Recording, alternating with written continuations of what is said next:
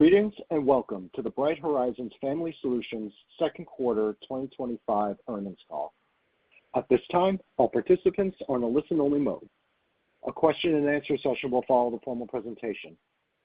If anyone should require operator assistance, please press star zero on your telephone keypad. As a reminder, this conference is being recorded. It is now my pleasure to introduce Michael Flanagan, Group Vice President of Finance. Please go ahead. Thank you, Joe, and welcome to everyone to Bright Horizons second quarter earnings call.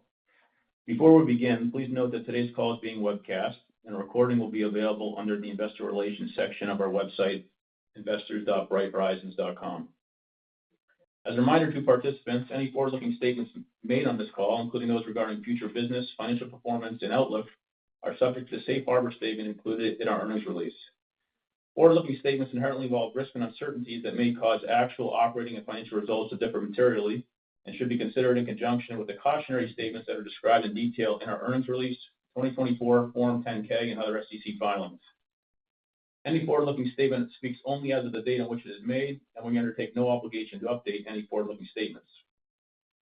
Today, we also refer to non-GAAP financial measures, which are detailed and reconciled to their GAAP counterparts in our earnings release, which is available under the IR section of our website at investors.brighthorizons.com. Joining me on today's call is our Chief Executive Officer, Stephen Kramer, and our Chief Financial Officer, Elizabeth Boland. Stephen will start by reviewing our results and provide an update on the business. Elizabeth will follow with a more detailed review of the numbers before we open it up to your questions. With that, let me turn the call over to Stephen. Thanks, Mike, and welcome to everyone who has joined the call. We delivered another quarter of strong execution and solid performance, with revenue increasing 9% to $732 million and adjusted EPS growing 22% to $1.07, both ahead of our expectations. These results reflect the depth of our client relationships, the essential nature of our services to the customers we serve, and our continued focus on service delivery across all of our lines of business. In our full-service segment, revenue of $540 million increased 7%, driven by a combination of continued enrollment growth, tuition increases, and new center openings. In particular, we added 5 new centers this quarter, including 2 additional centers for an existing multi-service client, the University of Virginia. Openings like this reinforce our leadership in the employer-sponsored care market and underscore the strategic role on-site childcare continues to play in workforce strategies. Enrollment in centers open for more than 1 year increased again this quarter at a low single-digit rate, and average occupancy stepped up to the high 60% range. Across this group of centers, the fastest growth is in centers below 40% occupancy, driven by meaningful improvement in select underperforming centers. Among our top-performing centers, where average occupancy remains impressively above 80%, we have seen some centers cycle through peak enrollment levels, which naturally tempers the contribution to enrollment growth from that group, even as the overall operating performance remains strong. In our centers operating between 40% and 70% occupancy, operating performance and enrollment both continue to progress as well. As we move through the second half of the year, when we absorb the enrollment transitions associated with age-outs tied to the school calendar, our outlook on enrollment growth is relatively consistent with what we experienced in the second quarter. Enrollment is expected to continue to grow at a low single-digit rate, and we remain focused on streamlining the path from inquiry to enrollment, including enhanced technology and more personalized and proactive communication to help families make confident care decisions. In the UK, we saw continued operational and financial momentum in the second quarter, with solid growth in both enrollment and margins. We continue to see the benefits of our efforts over the past 2 years, investments in staffing, technology, and programming that have meaningfully improved the experience and efficiency across our center footprint. Of note, Bright Horizons in the UK was recently named one of Europe's best employers by Great Place to Work, reflecting our strong culture and overall teacher satisfaction. This recognition underscores the link between our investments in people and culture and the resulting improved performance through the first half of 2025. Turning to backup care, revenue grew 19% to $163 million, reflecting strong client and user engagement. Among other launches in the quarter, we welcome McKesson, a Fortune 10 employer, to our client base, reinforcing the continued interest by large employers seeking high-quality care solutions to meet today's workforce needs. From a use perspective, we experienced particularly strong demand for center, camp, and in-home care. We kicked off our seasonally high-use summer period with strong growth in June, which we have seen continue into July. Utilization over the early summer months has been particularly strong among families utilizing care in our owned and network school-age and camp-based programs. The strategic expansion of supply over the past few years, enhancing both geographic reach and programming, has enabled us to deliver high-quality care when and where families need it most. I remain confident in the strong momentum in our backup care business, which continues to be a critical support for working families, a strategic advantage for our employer clients, and a key growth driver for Bright Horizons. Moving to our education advisory segment, revenue grew 8% to $29 million this quarter. Participant and usage growth was solid, particularly in College Coach, where we saw increased demand for advising services. We continue to position Edasys for long-term growth through targeted investments in technology and product development, aligning our offerings with the evolving needs of working learners. We are adding new clients and expanding adoption within our existing base as we build momentum across the business. Before I close, I want to highlight the continued progress we are making on our One Bright Horizons strategy, our effort to expand the reach and value of our offerings by engaging more employees and employers across the full spectrum of Bright Horizons solutions. This quarter, we saw full-service client Centene add backup care to better support their national workforce facing everyday disruptions. And Northwell Health, a backup care client, introduced College Coach to extend their dependent care benefits to employees with teenage children navigating the college process. Client expansions like these, coupled with the growth of users across our lines of business, demonstrate the power of our employer-sponsored model and portfolio of services. As we continue to execute against this strategy, we remain confident in our ability to grow our impact and deepen our employee and employer penetration. Before I close, I want to highlight a few insights from our 2025 Modern Family Index, which again underscores the real and recurring stress that working parents face, particularly during the summer months. Nearly 2/3 of parents report that childcare gaps during school breaks directly impact their productivity, well-being, and ability to stay focused at work. Summer remains a particularly difficult time as families navigate the challenge of finding dependable and affordable care.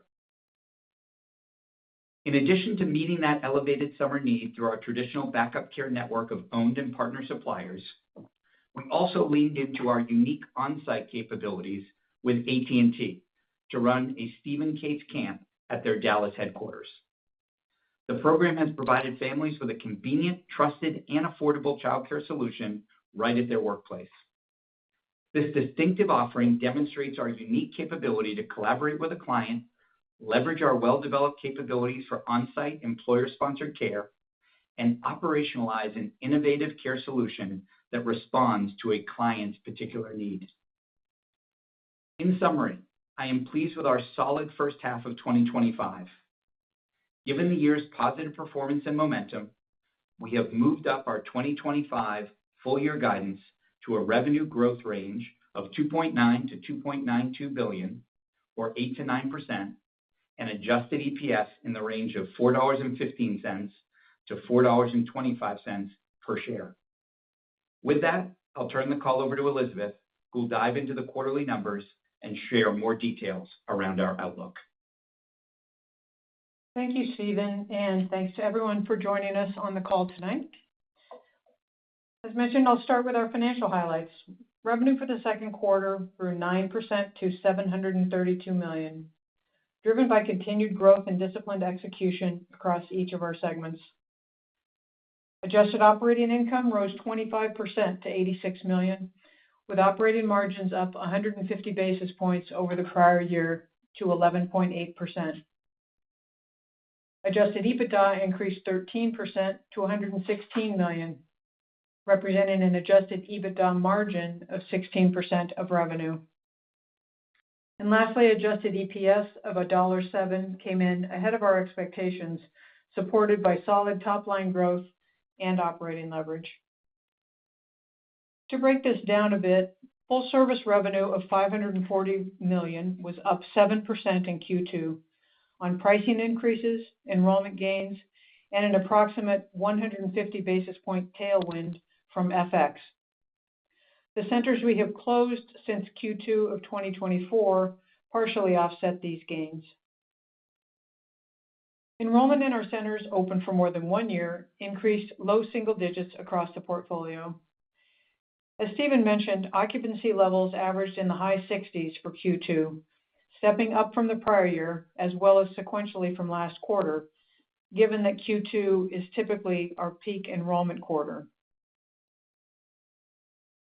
In the specific center cohorts that we've been tracking for comparative purposes since the second half of 2022 and discussed on prior calls, we continued to see improvements over the prior year period.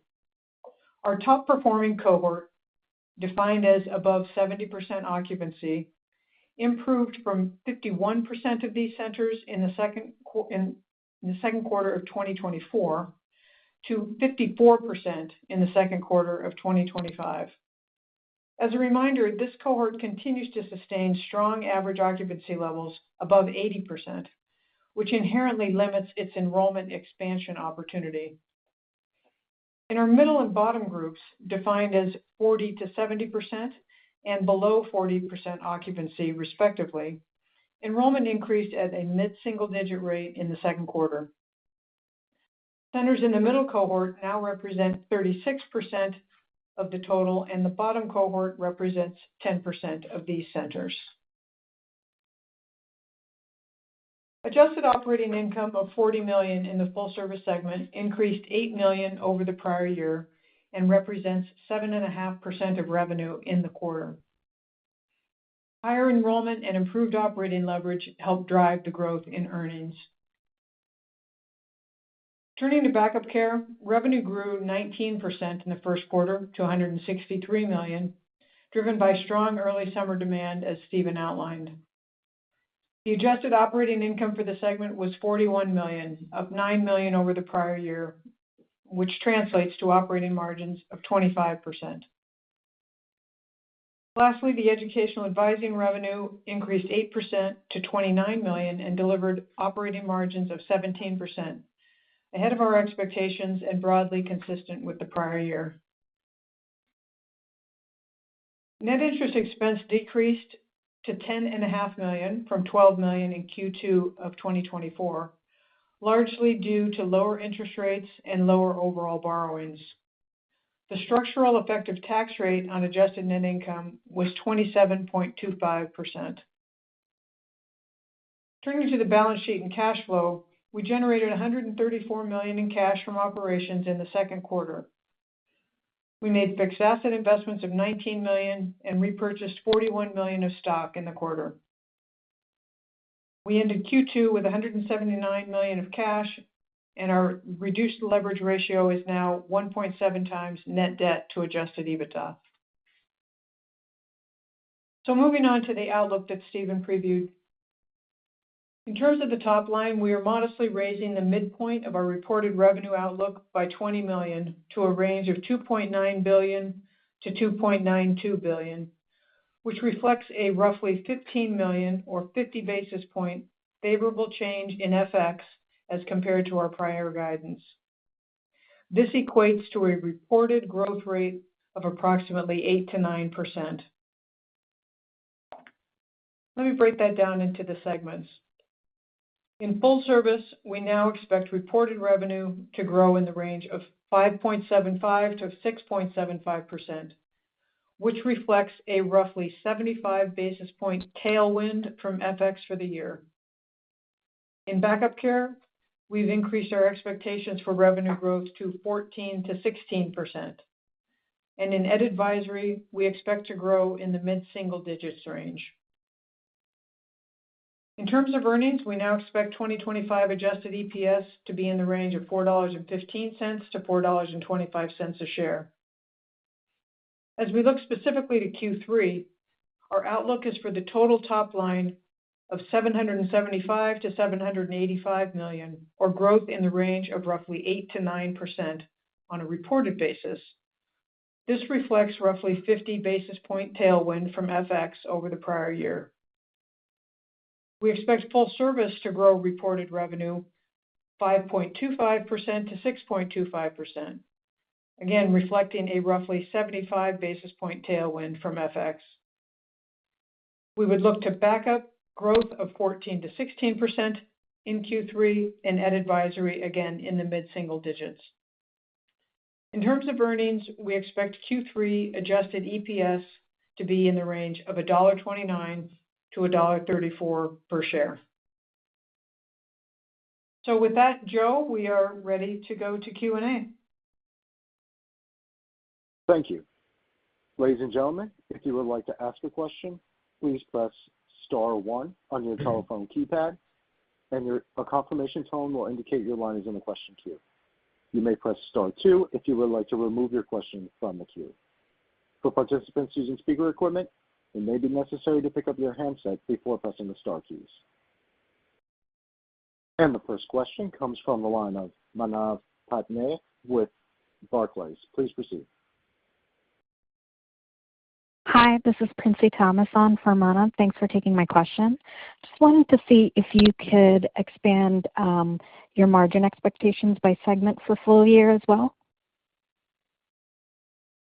So, hi, Princey. So let me start with the backup business, just because it's been a pretty consistent story in backup. So for the year, we would be looking for 25 to 30% operating margins in backup, consistent with what we have said. The second half of the year is more heavily weighted than the first half of the year, so we would see similar pattern of increase in Q3 and staying relatively higher in Q4, not quite at the Q3 level, but similar cadence or pattern to last year, but still overall in the range, ending some more similar to where we were in 2024. In the full service business, we would expect to see, call it 125 basis points or so of overall operating margin expansion for the year. We were a little north of that overall in the first half, and expect to be in a similar range over the second half of the year, with Q3, as I mentioned, in around 125 basis points or so of margin expansion there.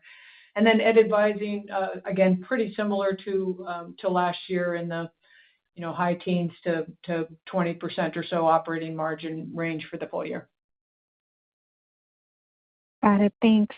And just wanted to pick your brain on the Big Beautiful Bill and what you're hearing from clients and what benefits you would be seeing.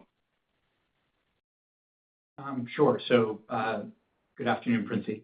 So I would say that, most specific to our sector, we would focus on 45F, and the updated 45F program. First and foremost, I would just observe, really underscores the importance of employer-supported childcare, and that's why I want to focus on that.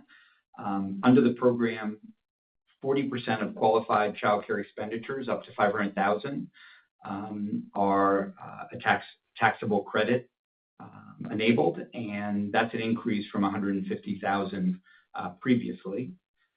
We think for existing accounts, this could be an attractive way for our existing accounts, whether they be center clients with subsidies or backup clients. They could benefit more significantly than they would have done in the past. I would say that we're more cautious about what this might mean in terms of velocity for new clients, because certainly this has been in place, again, at a lower level, hasn't had a huge impact on stimulating demand. On the other hand, on the margin, it's certainly positive. Thank you. Thank you. The next question comes from the line of Andrew Steinerman with JP Morgan. Please proceed. Hi, Elizabeth. I heard you talk about the expectations for continued low single-digit enrollment growth in full service. Did you give a specific figure for that? Does that mean like 2 to 3%? And if you could give a comment on, how September enrollments are looking. Yeah, so we would expect it to look a lot like we saw this quarter. So low single digits, meaning probably close to 2%. Similar cadence for the rest of this year.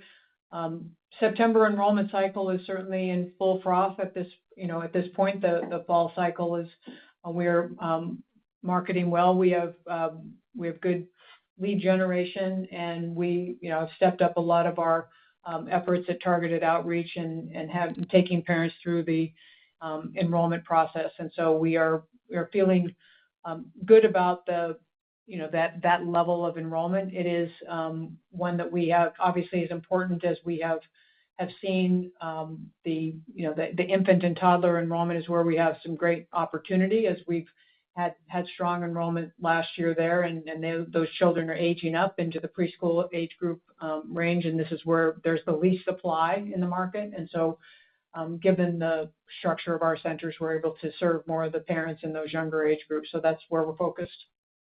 Okay, thank you. Mm-hmm.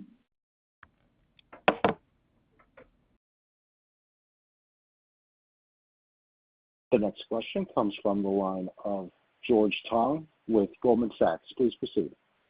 Hi, thanks. Good afternoon. You mentioned taking initiatives to streamline the path from inquiry to enrollment. And I know last quarter there was some elongation of the sales cycle because of macro uncertainty. Can you talk a little bit more about what you're seeing with the sales cycles and commitment cycles from new customers? Sure. So I think as Elizabeth just sort of put a fine point in terms of the enrollment growth expectations that we have through the remainder of the year, we continue to see a cadence similar to what we saw this quarter and highlighted this past quarter. And so ultimately, as you alluded to, we are certainly taking action and steps to continue to support families who are inquiring about our centers. We certainly have made investments around our web experience and helping to nurture those families early in their discovery process. We have put sort of additional resource against white glove support by enrollment managers for families. And ultimately, we're using technology to make sure that we are creating and providing a more personalized experience all the way from inquiry to enrollment. And so overall, I would say that's how we're thinking about the sales funnel from a family perspective. Got it. That's helpful. You mentioned occupancy is now in the high 60s. I think seasonally that will likely step down next quarter. At this point, do you have visibility as to when occupancy will get back to 70% plus? Well, for this year, as mentioned, we're a couple hundred basis points of enrollment expansion this quarter. Expect that similar cadence the rest of the second half of this year. And so ending the year in the mid 60s, for the full year, we're at the high point in Q2. So we would be stepping up from last year a bit. So in terms of the overall, the timeline for getting back to 70, obviously we've got more than 50% of our centers are well above 70, and the driver there will be getting the underperformers, certainly the improvers in the middle group, 40 to 70%. Gaining enrollment, but also being able to both rationalize the most significant underperformers and either exit those centers or improve them. And that is where we see probably the most drag on getting back to 70% as an overall average. And I think just as a qualitative commentary, we feel really we feel good about the way that the top performing cohort has been able to sustain the enrollment now over several years. So we feel that is a great indicator of being obviously right location, serving families who need it, both our client employer-sponsored centers as well as our community-facing centers, and that's where we're looking to both replicate that success in some of the other locations, and also, as I say, exit if they are just stubbornly we're not able to turn around the enrollment performance. Thank you. Mm-hmm. The next question comes from the line of Jeff Mueller with Baird. Please proceed. Yeah, thank you. I just want to circle back to 45F. I get that it historically hasn't had great uptake in terms of companies or organizations claiming the credit, but as the market leader, it feels like there's an opportunity for you to amplify the message and make prospects aware of it. So can you just talk about what your sales force is planning to message? And then within backup care for 45F, the increased credit seems pretty sizable relative to what I would think typical backup care spend is. So what's the opportunity in backup care specifically from 45F, including on potentially getting existing customers to increase spend levels? Thank you. Thanks. So here's what I would say. Certainly appreciate the compliment that we are the leader in employer-sponsored care, and certainly the sales team as well as the marketing team here at Bright Horizons have been getting the message out in full force, both among prospects as well as existing accounts, and that comes in the form of meetings directly with prospects and clients. It comes in the form of webinars that we are hosting to help educate prospects and clients on 45F in particular, and really helping them to see the value of leaning into this. I would say that in addition to all of that awareness and education, it is fair to say that the increase in the amount should have real impact, especially among our existing accounts, around their ultimate investment in our backup care programs. And as we think about new clients coming in on that, that is certainly the case as well. I think the biggest challenge, if there was a challenge with this, is the disconnection between our buyer, who tends to be within HR and benefits, and the folks who are spending the most time thinking about tax, which tend to be in finance. And so who actually needs to have the budget versus the people who are keeping score as it relates to the net cost are different. But certainly we are trying to do outreach not only to the HR community, but are also encouraging that coordination between HR and finance. But you're right to say that in principle, this should be a good stimulant. We are certainly best positioned in the industry to take advantage of it. And it's still early days. So we'll be able to give you updates over time, whether or not we're seeing more momentum on 45F than we have seen in the past. Got it. And then another great summer for backup care. Recognize you've expanded the coverage and the service types and everything. What are you seeing in terms of client behavior? Anything that they're maybe doing differently in terms of allowing longer duration usage among their employee base to address that school off period challenge that you referenced? Sure. So I'll answer that in two ways. The first is that we aren't seeing employers changing the sizes of their banks. So the user and use growth that we're seeing and experiencing that is driving the velocity of our growth is really down to getting out the vote of more users and then ultimately having them use. It's not about program design per se within our client organizations.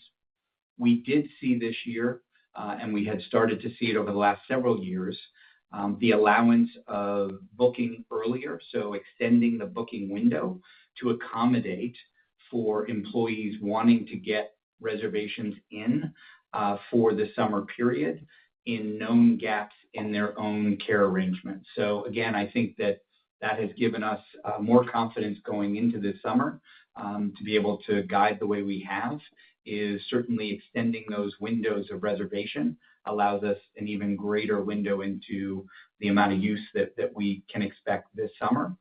And so those would be the two elements that I would highlight. Thank you. Thank you. Thanks, Jeff. The next question comes from the line of Toni Kaplan with Morgan Stanley. Please proceed. Thank you.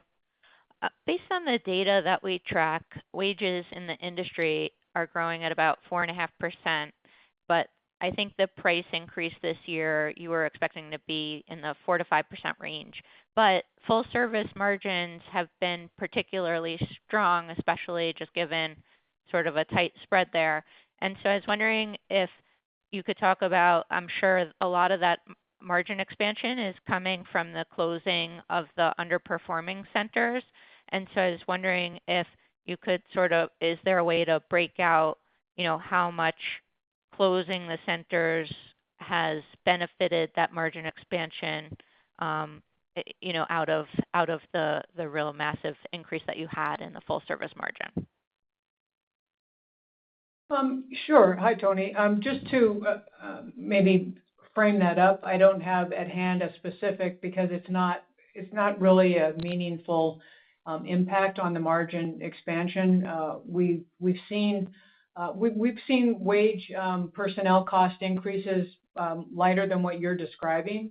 So our 4 to 5% price increase has been against something that's averaging closer to 3 to 4%. So it's around 100 basis points, maybe 50 basis points in some areas. So we are seeing that be the typical algorithm in terms of the price to sort of main cost structure. We have closed a number of centers, and they have been headwinds to the margin over time. But in terms of the extra, if you will, or the kick to the margin expansion, it's pretty minor. Enrollment growth in the 200 basis point arena is really the primary driver, I think, along with the price to cost discipline. So I think we mentioned UK's been recovering. That has been, I would point out that last year we were seeing the UK with a headwind to the overall margins. It was north of 150 basis points. It was even higher than that in 2023, I believe. So that has come down. That has tapered to something that's closer to 100 basis points. So that's the one other thing I would isolate. Terrific. And then maybe just on a separate topic in terms of M&A, I think in the post-COVID period, a lot of the smaller centers, were struggling. I think we're still in an environment, particularly with the enrollment being a little bit more challenging for the industry, that you still are seeing sort of challenges in some of the smaller centers. And so just wondering if, how your M&A pipeline's looking. I think, just wanted to understand also, I guess, why haven't you done maybe more M&A to this point, just given that we're probably in a pretty good environment for that. Appreciate it. Thank you. Sure. Thank you, Tony. So, look, we certainly have not been as active in the M&A program as we have seen in our past. That is fact. What I would say is that we remain very focused on our strategy, which is not one to tackle turnarounds. We really look for programs that are in strategic locations, that are high quality, and that have good financial characteristics. And among the programs that fit that profile, there still is a pretty good imbalance between seller expectations and what we think is a fair and fruitful price to pay. So we continue to be really disciplined about that. And certainly in the meantime, we've been really focused on continuing to build enrollment in our own centers. And so, we continue to see, a nice uptick in that way. So I would say that from an M&A perspective, while slower, we still continue to build good relationships, and in the long term believe that will be an important part of our algorithm in the future. Thank you.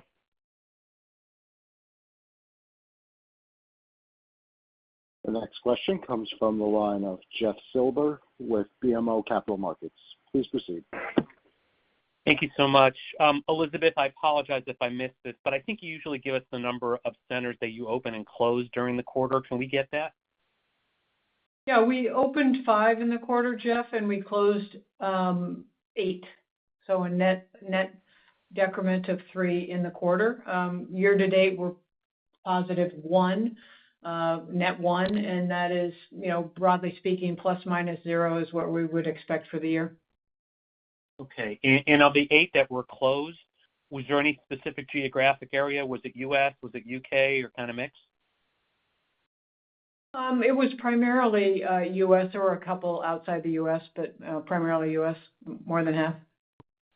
All right, great. And then Tony was asking about the U.K. You mentioned the headwinds.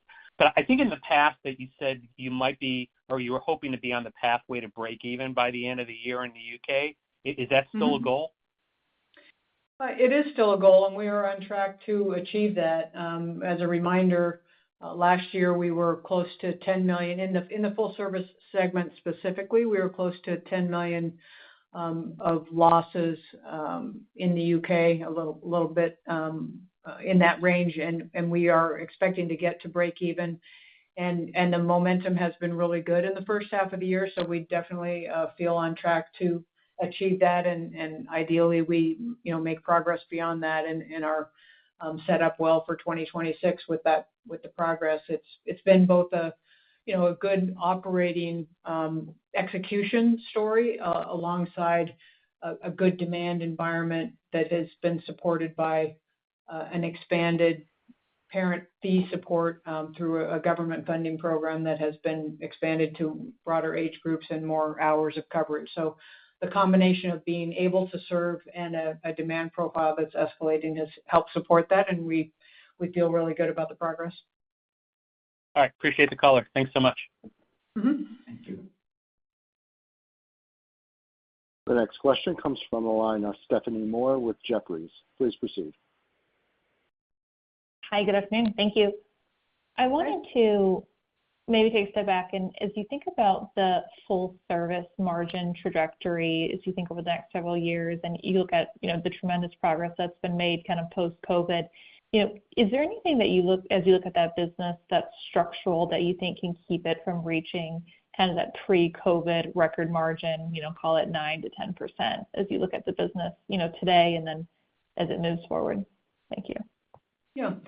I think the short answer is no, we don't think there's any structural reason that we wouldn't be able to get back to that 9 to 10% range in the full service business. We have as I mentioned, more than 50% of our centers are now operating, at a utilization level that is above of a pre-COVID level, and so those centers are back to their pre-COVID operating margin level. They're the best performers, so they actually are better than that 10% threshold.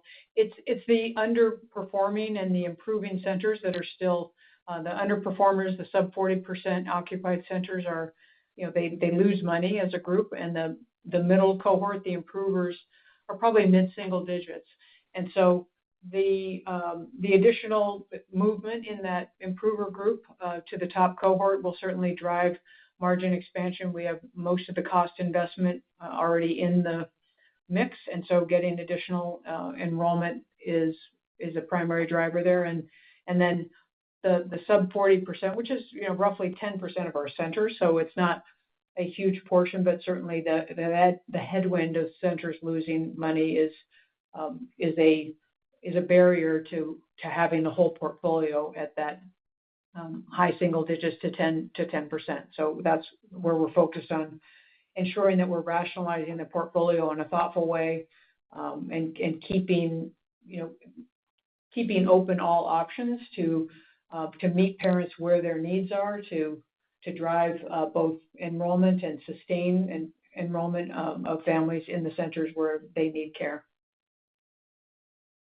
Got it. And then just as a follow-up, can you remind us your outlook in terms of kind of reaching those targeted pre-COVID or just general targeted enrollment levels for the total mix? Yeah, I mean, we have obviously achieved it in a good portion of the portfolio. I think the reality is targeting overall enrollment at that level is we always operated with centers that were sub 70%, and some of them perform quite well, even at levels significantly below 70%. So it's not a one size fits all. I would say that taking the bottom 10% of our centers out of the equation for a moment, we would expect that improving group to continue to make progress, and in the next year or two, we would have a majority of the portfolio back to pre-COVID levels. It's that sub 40% enrolled, the 10% of the centers that is where we will probably need to carve out in an explanation here as we're talking with you, which what the effect of that is. But the majority of the portfolio is certainly within eyesight of where the operating margins were in totality for the full service business, which is why we feel really good about the progress.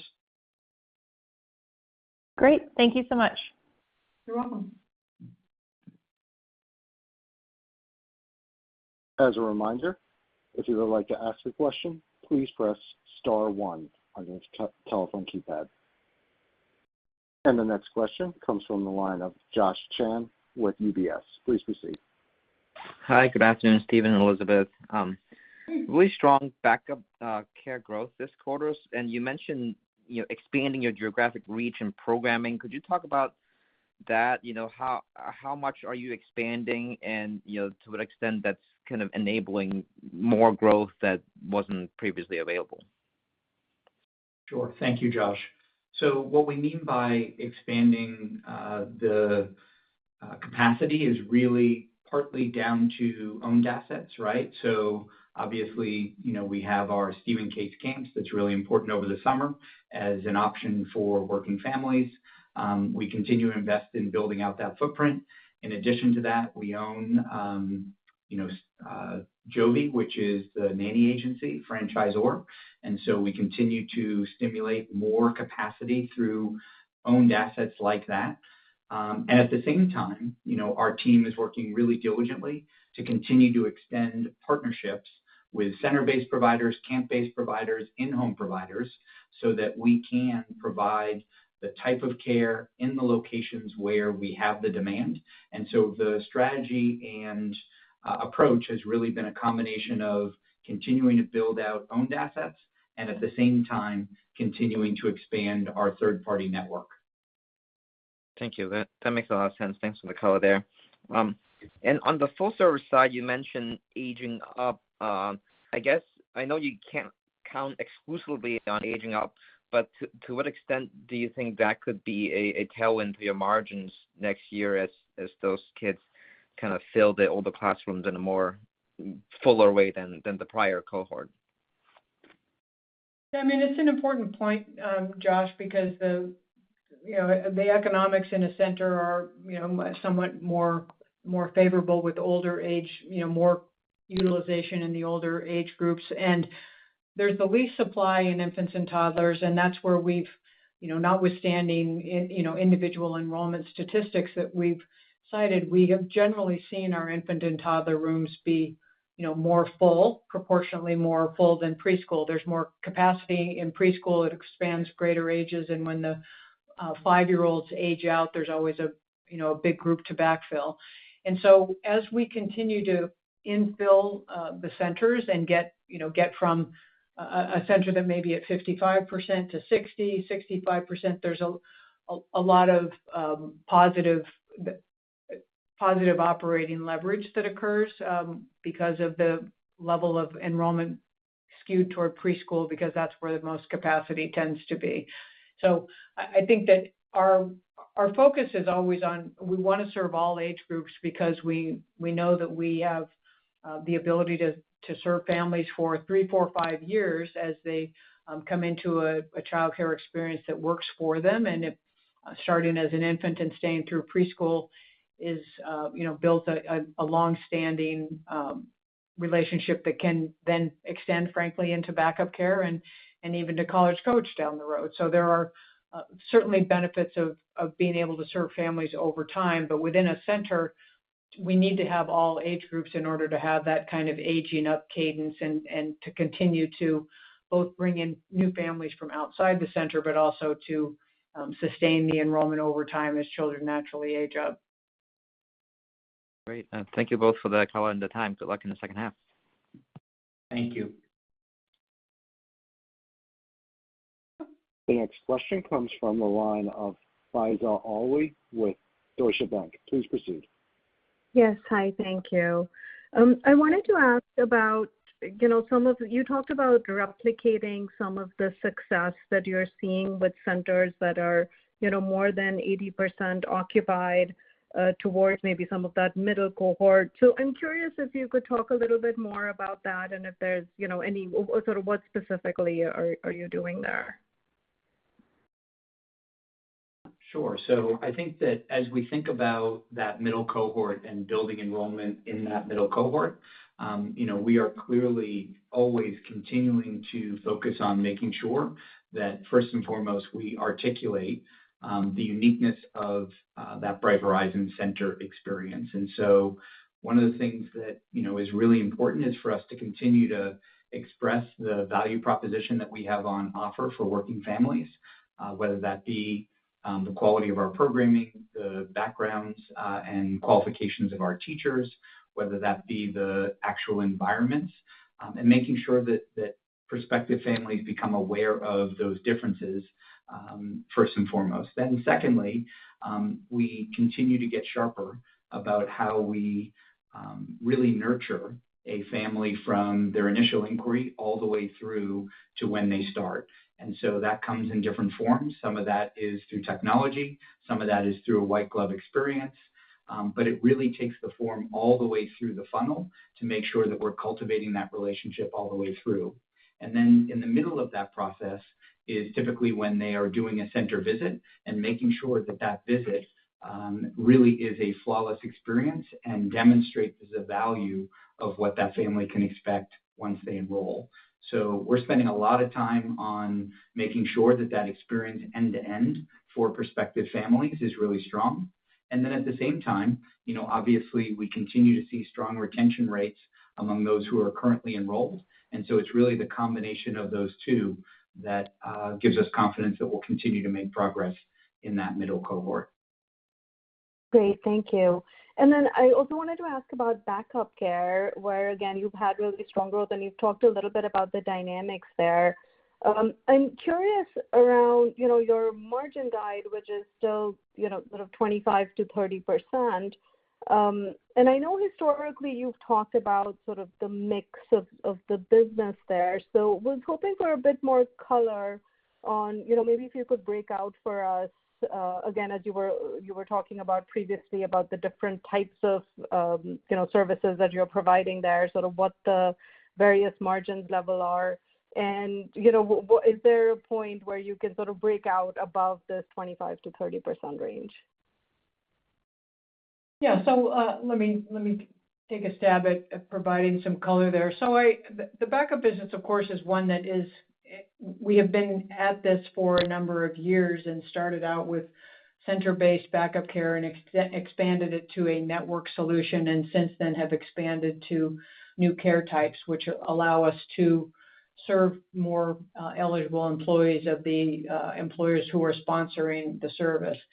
So we are investing in this business and are consciously investing in making sure that we are developing and sustaining, cultivating and sustaining a very healthy network of both service providers who can allow us to extend to new types of care, as well as to extend our service capability into geographies where we may not have a presence and a client has employees and has interest in our services.